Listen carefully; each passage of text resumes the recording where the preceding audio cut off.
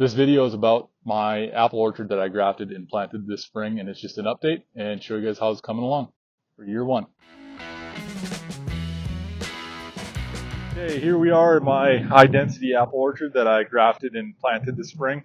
Want to give you guys a update on how it did this summer. It's October, early October here. It's on bud 9, and I have a bunch of different varieties of fruitwood on. And most of the trees I grafted directly onto the rootstock and planted them out in May.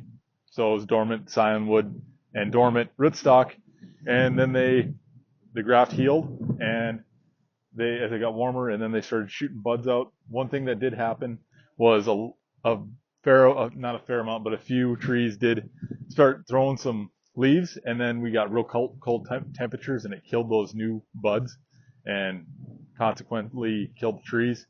So that was one failure that we had, and I don't know how I would remedy that in the future, because the longer you wait and hold on to that scionwood and the rootstock in the fridge, that it just starts going bad on you.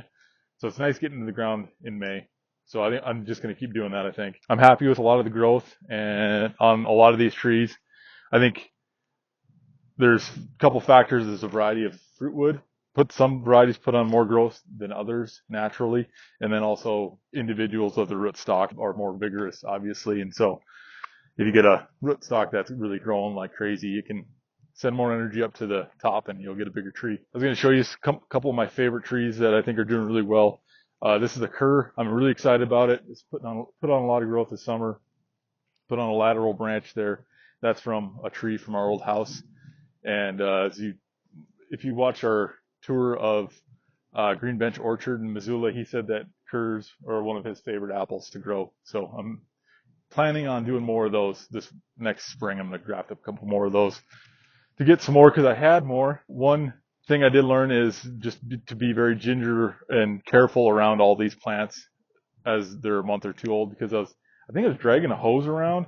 I had a nice Cur growing here, and I knocked the graft, and the graft broke, so I got just bud 9 growing there now.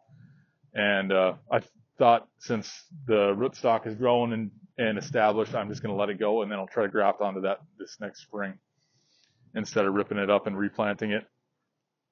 So that Cur came from our old house. This Zestar, we got apples off this from our old house, and this tree's going like crazy. If anybody's a orchardist and knows more about this than I do, you can look at, it's got all these little spur growths on it. I think some of these are fruit spurs, which is cool because they should flower and try to fruit next year, which I may or may not allow them to do. I might pinch them off. I tied down this other leader. They were competing, and to make a lateral branch to get some structure to put fruit on in the future. And yeah, I'm really happy with that tree. And then down here you can see here we have some varieties that are pretty low vigor. And I don't know if it's due to the rootstock or to the fruitwood. But like we got Haraldson, got Keepsake, Duchess of Oldenburg. I was excited about that one. It sounded like a good apple to grow, but it's not doing too much. And then I have a bunch of Zone 4 trees because I got that extra shipment of rootstock, and I just had to buy Zone 4 trees because that's what I could get. So I got some golden russets, Wolf River. That's a Wolf River. These are all golden russets here. I'm excited about them because if they can survive the winter, the apples they put out are supposed to be really good, which I'm excited about that. Then I have Milden. These are all doing really well. They're supposed to be a really hardy Zone 3 tree. Got the scionwood from Fedco. And yeah, I'm excited.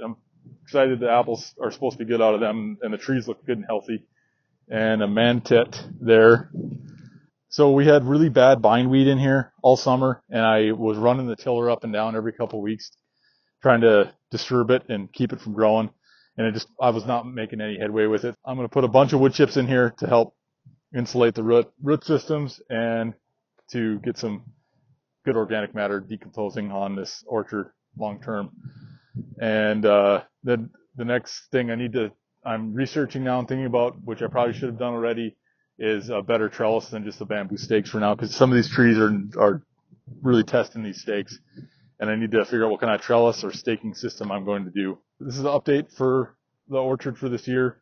Just wanted to document and show you guys how it's doing. The big question is how they're going to survive the winter. My plan right now for the future is grafting some more bud 9 trees next spring to replace anything that may die, and then I have another area for another row.